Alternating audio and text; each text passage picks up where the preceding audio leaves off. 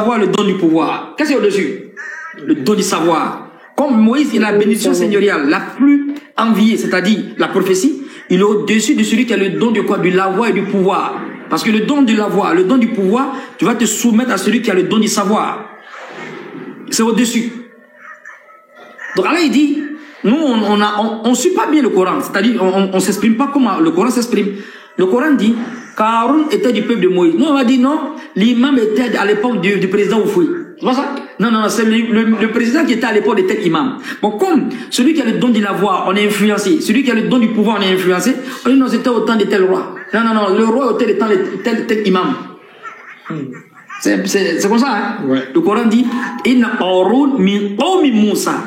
Qu'Aaron était du peuple de Moïse. C'est pas Moïse qui était du peuple de Qu'Aaron. Pharaon était du peuple de Moïse, c'est pas Moïse qui était du peuple de Pharaon. Parce que là, il a le don de l'avoir, il a le don du savoir. Alors il dit, on lui a accordé les trésors, min kunuz. Kunuz, c'est le jamu al-taksir de quoi? De 15. 15 en arabe, c'est trésor. El kunuz, el jamu al-taksir, c'est le pluriel de quoi? Des trésors. Et l'hyperbole ici, les savants disent, tellement il était riche. Même, il y a une expression en français, on dit, tu as la richesse de Corée. Ça veut dire que tu es vachement riche. On dit, celui-là, il a la richesse de Corée. C'est rentré même dans le dictionnaire. Il a la richesse de Corée. Parce que Corée, c'est Qu'Aaron. Il était vachement riche. Mais alors que sa richesse, ça c'est Moïse qui lui a été la cause. Et vous savez, Qu'Aaron, il était avec le peuple de Bani Israël. D'autres savants disent en Égypte, quand ils ont traversé même la mer, quand Pharaon les poursuivait, lui, il était parmi eux. Sa mécréance a commencé après. Les savants disent que sa mécréance a commencé après. Donc il était orgueilleux à cause de quoi? Il a penché à cause de quoi? De la richesse. Il était pauvre. Moïse a vu son commencement. Il était un bon vagabond au quartier, comme Pharaon, qui était un vagabond, parce que Pharaon, c'est lui qui a fait le premier coup d'État. Pharaon, il n'est pas né roi, il n'était pas d'une famille de roi. Pharaon, il faisait quel travail? Il travaillait à la morgue. Deuxième travail, ça veut dire il était un gardien du cimetière, c'est entre les deux. C'était un gangster, c'était un gars. Un jour, le roi a voulu voir si on le respecte. Le roi a décrété un coup-feu. Et il a voulu passer pour voir si les gens ne sont pas au dehors. C'est Pharaon, il a croisé, c'est Pharaon qui l'a tué. Et un matin, ils ont vu Pharaon est devenu roi. C'est comme ça l'histoire que les savants disent. Mais il était où d'abord? C'était un vagabond, c'était un gars qui n'était pas bon. Et comme il avait la force, tout ça. Est-ce que vous voyez? Donc, les gens qui sont orgueilleux, ils viennent toujours à partir de rien. Tu sais qui je suis? Je vais te mettre dedans, hein? Je vais te mettre en prison. Je vais te foutre, je vais te mettre dedans. Combien là ou bien? Ouais. Est-ce que tu me connais? Tu as vu? Il ne sait pas où il est. Au fait, la richesse l'a surpris. Si vous voyez quelqu'un qui est riche, même qui est d'une famille riche, mais la richesse l'a pas surpris, il considère les gens. Hein? Quelqu'un qui est dans la pauvreté, dans un accident, vous êtes devenu riche, mais il est tellement surpris, même la richesse l'a tellement étonné, il devient, comment on appelle ça? Un nombriliste. Hein? Il se croit capable de tout. Voilà, il dit, on lui a accordé les trésors. C'est là qui parle ici. Hein? Allah même qui est riche, on lui a donné les richesses des trésors. Les savants disent tellement il était riche. 40 chameaux pour soulever ses cantines de clés. Alors qu'un chameau, il y a une cantine qui est là, il y a au moins beaucoup de clés dedans. Une clé, ça peut ouvrir peut-être une maison, tout est or. Imagine une clé dans un coffre. 40 coffres comme ça sur 40 chameaux. Imagine sa richesse. Alors que chaque clé qui ouvre porte, c'est de l'or. Il était riche. Maintenant, l'orgueil a commencé à rentrer. Et récemment, le secret de la richesse, c'est qui? C'est Moïse qui lui a montré. Vous pouvez voir dans l'histoire de Tabari, Awal Tafsir Oumma, le livre de Tabari, Imam Tabari, qui est en 4 tomes, et donc comment le secret que Moïse a montré à qui? À Qu'Aaron. Et ça veut dire si quelqu'un sait ça aujourd'hui, là, non, tout le monde est venu au bord de la mer. Ce sont des pierres précieuses, et Moïse lui a donné de prendre une feuille et d'attacher en fait ces pierres précieuses-là. Et le lendemain, ça devient or. C'est comme ça le savant explique dans le récit, dans Tabari, vous pouvez voir même dans le livre. Celui qui a montré le code, il est devenu riche un coup. Il ne connaît même plus Moïse. Quand il passe, mais il dépasse Moïse, boum. Il ne s'allume même pas même. Est-ce que vous voyez? Mais qu'est-ce qui s'est passé? Comme Moïse était pudique, Moïse, bon. Alors il dit, Qu'Aaron, il marchait, il se pavanait. Alors il dit quoi? Il se pavanait. Il a oublié le verset du Coran même qui dit ça. On lui a dit, Karun, faut pas être hautain, faut pas être orgueilleux. Il a été orgueilleux à cause de quoi? On peut être orgueilleux à cause de quoi? À cause de la richesse, à cause de la beauté, à cause du pouvoir, à cause de quoi? À cause de la force. Les gens les hâtent. Les 4 choses là dans le peuple passé, ça les a égarés, ils sont rentrés en enfer parce qu'ils n'avaient pas une bonne foi. Tu peux avoir une foi, être beau et être belle, ce n'est pas un problème. Tu peux avoir une foi, être riche. Tu peux avoir une foi et puis avoir la force. Tu peux avoir une belle foi et puis avoir quoi encore? La richesse.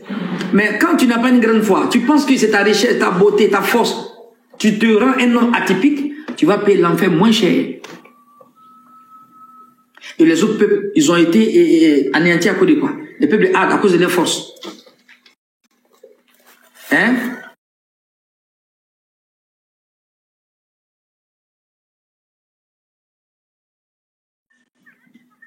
Donc, quand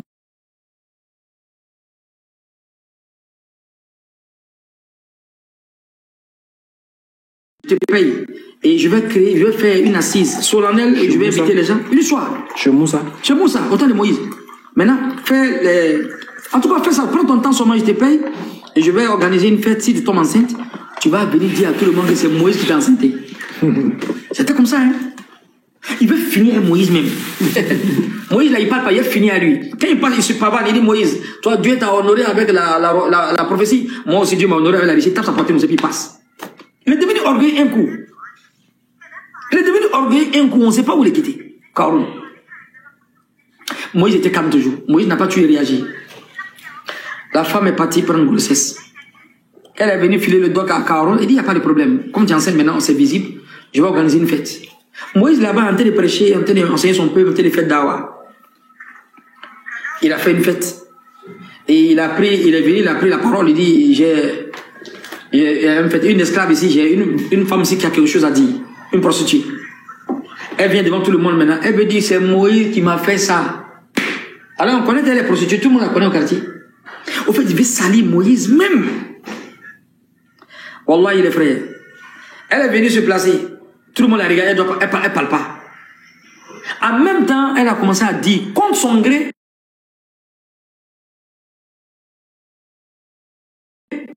toute l'histoire. C'est pas moi qui suis venu moi-même. Karun m'a donné l'argent. Derrière vous, ça fait 1 mois, 2 mois, 3 mois.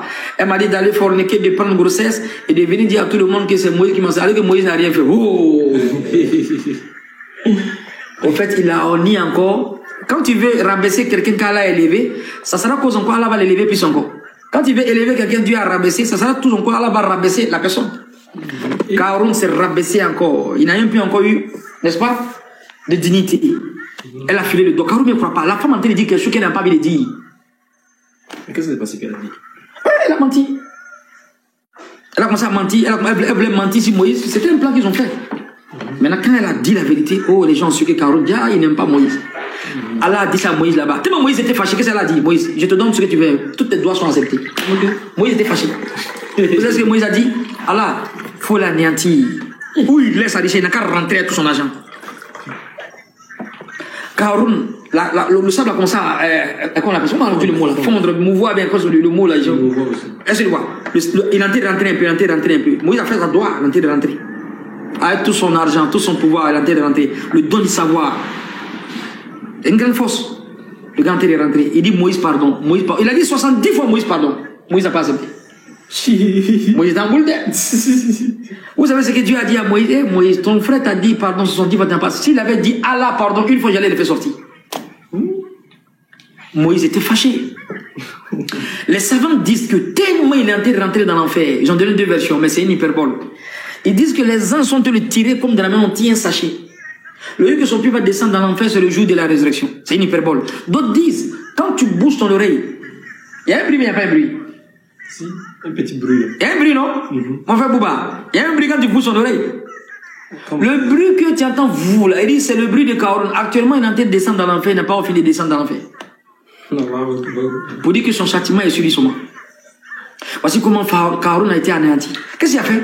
L'orgueil. Mais à cause de quoi? La richesse. S'il était pauvre, est-ce qu'il allait faire ça? Mon frère Samir, il allait faire ça? Jamais. Jamais. Bon, il y a combien de personnes comme ça dans la communauté? Ils doivent mourir pauvres. Moi, je vous dis, il y a des gens qui doivent mourir pauvres. Il y a des maisons qui doivent mourir pauvres. Samir, on ne fait pas doigt, on ne peut pas prier pour que tout le monde gagne l'argent. Non. Non, c'est pas bon. Ça, il faut que les musulmans comprennent ça. Ah, imam, vraiment, il faut prier pour tel frère, tu le connais? Tu connais son comportement? D'abord, il est d'abord un peu au quartier d'abord. S'il a l'argent, il va prendre sa voiture même pour te klaxonner, même, pour te cogner même. Lui, il ne doit pas devenir riche. C'est un bien pour lui, c'est pas le fait qu'on n'aime pas la personne. Mais s'il reste comme ça, il va te calmer un peu. Peut-être que tu n'as rien, tu es obligé de te soumettre. Viens ici, oui, tu dis quoi?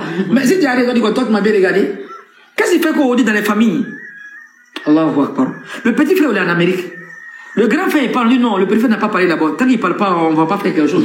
Décision quitte là-bas. Il est le dernier. À cause de l'argent. Le prophète dit, sallallahu alayhi wa sallam, donne-moi le riasoli. Non, les frères, on est dans une situation aujourd'hui. Je vous lis les hadiths, vous allez attraper votre tête tout à l'heure. Un hadith, vous allez comprendre ce hadith-là. C'est tellement. En une phrase, qu'est-ce que le prophète a dit?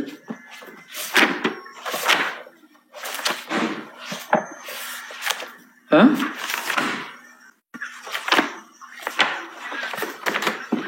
Chapitre 57. Le hadith là. Ouais, chapitre 55. Le monde est la prison du Coran, le paradis du mécréant. Non, ce n'est pas ça.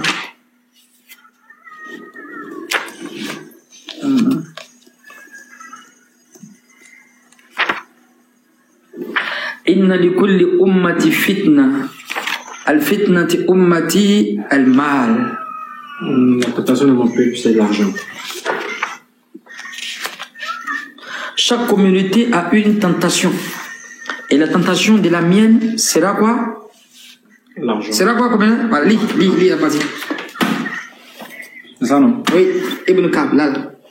Ok, selon Ka'b ibn Iyad, le prophète a dit, sallallahu alayhi wa sallam, chaque communauté vit une épreuve. Et l'épreuve de ma communauté, c'est l'argent. Inna li kulli ummatin, il n'y a pas femme de là, le frère a dit l'argent d'abord. Hein? Il a dit ça parle de l'argent. Laissez nos dentiers un peu. Inna li kulli ummati fitna. Al fitnati ummati al mal. Toute communauté a eu une tentation. La tentation de ma communauté, c'est quoi? L'argent. C'est l'argent. Le grand frère, le premier, il parle. On dit non, le petit frère qui est en France n'a pas parlé. Hein. C'est lui qui est le multimillionnaire de la famille. Tant qu'il ne donne pas ce mot, on ne peut pas suivre l'ordre. Il raconte une blague qui ne veut pas arrêter de mourir.